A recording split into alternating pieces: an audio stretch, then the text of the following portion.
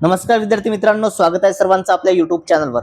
मित्रांनो, आजच्या या व्हिडिओमध्ये आपण आदिवासी विकास विभाग भरती 2026 तर बघा आज झालेला जो पेपर आहे विद्यार्थी मित्र, या ठिकाणी 29 जुलै 2026 रोजी आजचा पेपर आहे। यापैकी शिफ्ट 1 आणि शिफ्ट 2 मध्ये आपल्याला विद्यार्थ्यांनी जे काही प्रश्न पाठवलेले आहेत, ओके, विद्यार्थ्यांनी आपल्या मेसेजद्वारे व्हॉट्सअपद्वारे जे काही प्रश्न कळवले तर ते प्रश्न आपण आजच्या या व्हिडिओमध्ये घेणार आहोत। विद्यार्थी मित्र बघा, अतिशय महत्त्वपूर्ण असा हा व्हिडिओ असणार आहे, त्यामुळे सर्वांनी काय करायचं आहे तर सर्वांनी आपल्या चॅनलला सर्वप्रथम चॅनलला सबस्क्राइब करायचं आहे आणि व्हिडिओला लाईक देखील करायचं आहे। बघा, जर तुमचा आदिवासी विकास विभाग भरतीचा पेपर बाकी असेल, ओके, तर तुम्हाला हा व्हिडिओ निश्चित उपयोगी ठरणार आहे, त्यामुळे सर्वांनी हा व्हिडिओ अगदी शेवटपर्यंत बघायचा आहे। चला तर मग व्हिडिओला सुरुवात करूया। बघा, या ठिकाणी पहिला प्रश्न काय आहे बघूया। पहा, आर्य समाजाची स्थापना कोणत्या वर्षी करण्यात आली असा प्रश्न जो आहे या ठिकाणी विचारण्यात आला होता। बघा, आर्य समाजाची स्थापना कोणत्या वर्षी करण्यात आली असा प्रश्न विचारलेला आहे। तर बघा विद्यार्थी मित्र, आर्य समाजाची स्थापना ही 10 एप्रिल 1875 मध्ये, ओके, बघा 10 एप्रिल 1875 मध्ये करण्यात आली होती। आता आज जर आपल्याला स्थापना विचारली तर निश्चितच स्थापना नंतर कोठे करण्यात आली तर कोठे झाली होती विद्यार्थी मित्र, तर मुंबई येथे, म्हणजे मुंबई महाराष्ट्र या ठिकाणी। बघा, हे देखील महत्त्वपूर्ण आहे, आपल्याला ऍडिशनल इन्फॉर्मेशन बघत आहोत। आणि कालच्या शीट मध्ये आपल्याला जे कुठे विचारले होते हे देखील विचारलेलं होतं, ओके। पहा, मग आर्य समाजाचे संस्थापक कोण होते असा प्रश्न देखील आपल्याला येण्याचे चान्सेस आहेत। मग त्यामुळे बघा, संस्थापक कोण होते तर स्वामी दयानंद सरस्वती जे आहेत हे आर्य समाजाचे संस्थापक होते विद्यार्थी मित्र, स्वामी दयानंद सरस्वती, ओके। हे देखील महत्त्वपूर्ण आहे, नोट डाऊन करून घ्यायचं आहे, ओके। चला बघा विद्यार्थी मित्र, अशा पद्धतीने आपण संपूर्ण डिटेल मध्ये स्पष्टीकरण घेत आहोत। जर व्हिडिओ आवडत असेल तर सर्वांनी व्हिडिओला लाईक करायचं आहे, ओके, सर्वांनी व्हिडिओ लाईक करायचा आहे।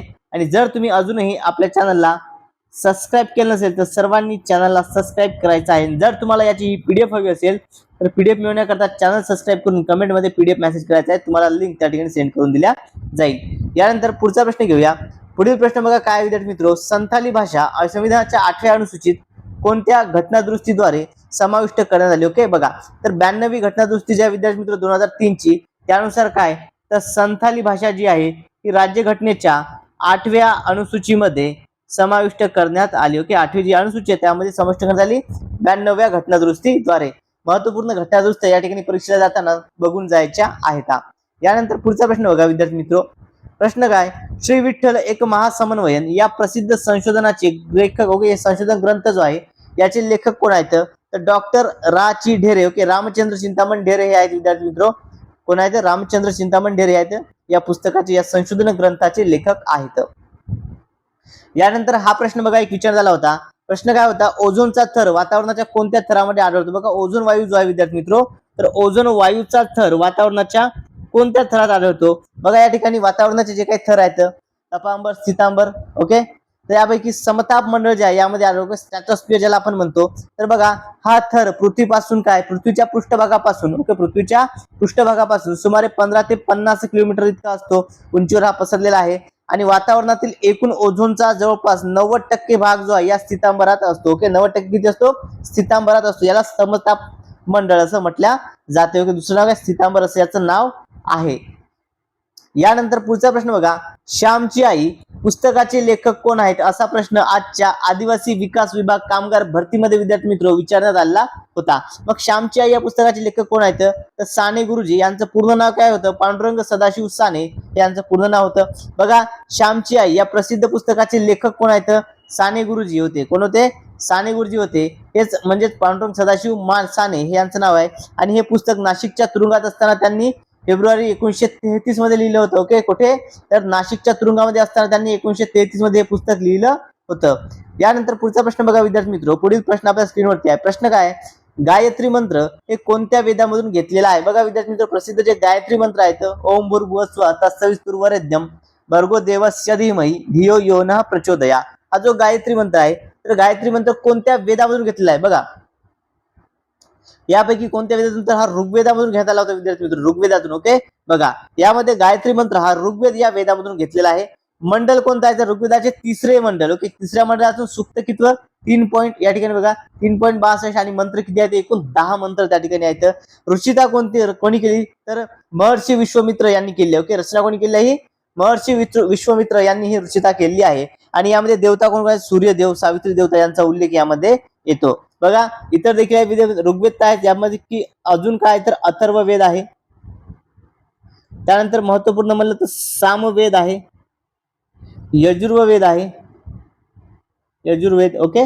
बघा सामवेद जो आहे विद्यार्थी मित्र, सामवेदाला संगीताचा पाया म्हणतात. काय म्हणतात? सामवेदाला संगीताचा पाया असं म्हटल्या जाते. बघा आज जर आपल्याला ऋग्वेदाबद्दल माहिती विचारली तर उद्याच्या परीक्षेमध्ये आपल्याला अथर्ववेद असो, सामवेद असो, यजुर्वेद असो यापैकी देखील कुठल्याही पद्धतीवरती आपल्याला प्रश्न विचारण्याचे चान्सेस त्या ठिकाणी आहेत. ओके. चला विद्यार्थी मित्र, जर तुम्ही अजूनही आपल्या चॅनलला सबस्क्राईब केलं नसेल ओके, तर सर्वांनी काय करून घ्यायचं आहे, चॅनल सबस्क्राईब करून घ्यायचं आहे. आणि तुम्हाला जर ही पीडीएफ हवी असेल तर पीडीएफ मिळवण्याकरता व्हिडिओला लाईक करायचा आहे आणि कमेंट मध्ये पीडीएफ मेसेज करायचा आहे. तुम्हाला लिंक त्या ठिकाणी सेंड करून दिल्या जाईल. ओके. चला यानंतर पुढचा प्रश्न बघूया. पुढील प्रश्न बघा काय होता विद्यार्थी मित्र. पुढील प्रश्न काय तर अर्धचंद्र असणे म्हणजे काय असा प्रश्न या ठिकाणी विचार झालाय. तर अर्धचंद्र असणे म्हणजे काय तर कवायतीमधील बघा कवायतीमधील काय एक विशिष्ट स्थिती आहे ज्यामध्ये दोन्ही काय कमरेवरती हात कमरेवरती ठेवून कोपर बाहेर काढून उभे राहावे लागते, याला म्हणतात अर्धचंद्र असणे. ओके. ही एक स्थिती आहे. यानंतर पुढचा प्रश्न बघा. मनात खतखत असणे म्हणजे काय, या म्हणीचा आपल्याला अर्थ ओळखायचा आहे. ओके. मनात खतखत असणे या म्हणीचा अर्थ काय तर मनात राग, सलूल किंवा दुःख दडवून ठेवणे म्हणजेच मनात खतखत असणे. बघा मनात खतखत असणे या वाक्यप्रचाराचा अर्थ मनातल्या मनात राग असणे, सलूल किंवा दुःख जे आहे ते दडवून ठेवणे असा होतो. याचाच अर्थ की मनात कुठेतरी जुन्या वचपा ओके जुना वचपा काढण्याची भावना किंवा न मिटलेले भांडण आपण ज्याला म्हणतो, न मिटले दुःख हे सलत राहते. ओके. बघा जुना वचपा काढतात, जुना बदला घेतला आपण म्हणतो, यालाच काय म्हणते मनात खतखत असणे. यानंतर पुढील प्रश्न बघा काय विद्यार्थी मित्र. पुढचा प्रश्न काय विचार झाला होता. प्रश्न असा होता की नौदल फेब्रुवारी ओके नौदलाचा काय फेब्रुवारी 2026 चा प्रमुख कार्यक्रम कोठे पार पडला. बघा नौदलाचा फेब्रुवारी 2026 मध्ये जो प्रमुख कार्यक्रम होता हा कोठे पार पडला असा प्रश्न विचारलेला आहे. तर हा विशाखापट्टणम या ठिकाणी झाला होता. मग आता हा कार्यक्रम काय होता विद्यार्थी मित्र हे देखील सांगतो. बघा भारतीय नौदलाचे फेब्रुवारी 2026 मध्ये प्रमुख आंतरराष्ट्रीय कार्यक्रम जसं की मिलन 2026 हे international fleet review IONS conclave म्हणजेच हे आंध्र प्रदेशातील विशाखापट्टणम येथे पार पडला. कुठे आंध्र प्रदेशमधील विशाखापट्टणम येथे हा पार पडला.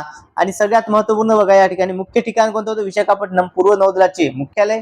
आणि कालावधी काय होता 15 ते 25 फेब्रुवारी 2026 दरम्यान हा पार पडला होता.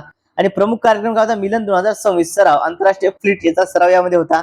आणि रिव्ह्यू IFR आणि IONS परिषद जी या ठिकाणी करण्यात आली होती. ओके.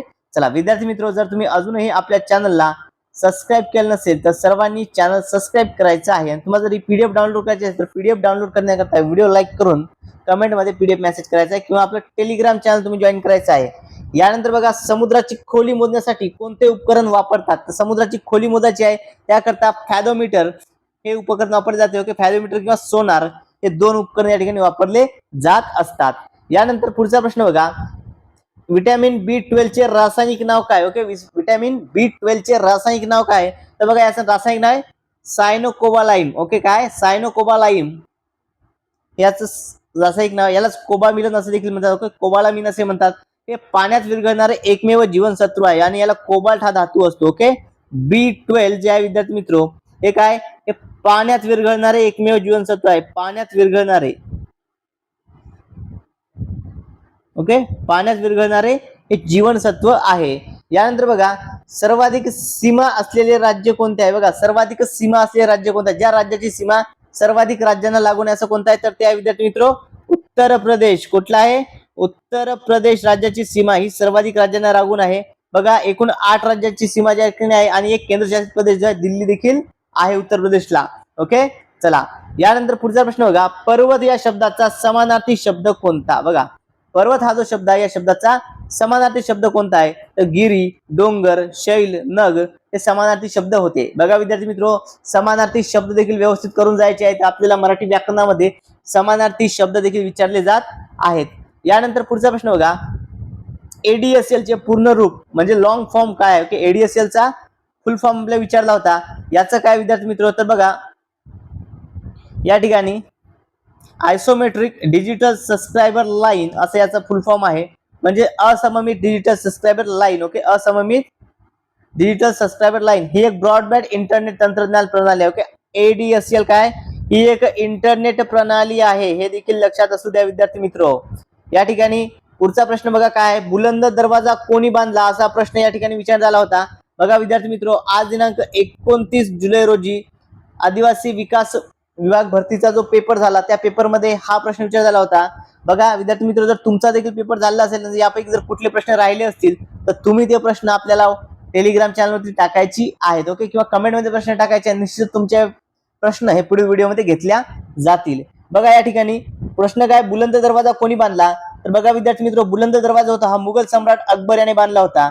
हा कुठे आहे तर उत्तर प्रदेश मध्ये फतेहपूर सिक्री या ठिकाणी आहे. कुठे आहे बुलंद दरवाजा? फतेहपूर सिक्री या ठिकाणी आहे. आणि बघा याचं कारण काय होतं, का बांधला? तर गुजरातवरील विजयाच्या स्मरणासाठी. ओके, गुजरातमध्ये जो विजय झाला त्या स्मरणाप्रीत्यर्थ बांधला. याचं वैशिष्ट्य काय, तर हा सर्वात उंच प्रवेशद्वार आहे. जगातील हे सर्वात उंच असं प्रवेशद्वार आहे, जे हिंदू आणि पार्शियन स्थापत्य कलेचा उत्कृष्ट नमुना आहे. ओके, हिंदू आणि पार्शियन स्थापत्य कलेचा हा उत्कृष्ट असा नमुना आहे. यानंतर पुढचा प्रश्न बघा, वाघाच्या पिल्लांना मराठीत काय म्हणतात? बघा वाघाची पिल्ले जी आहेत त्यांना काय म्हणतात? त्याला बछडे किंवा शावक असं म्हटलं जाते. ओके, बघा बछडे किंवा शावक असं म्हटल्या जाते.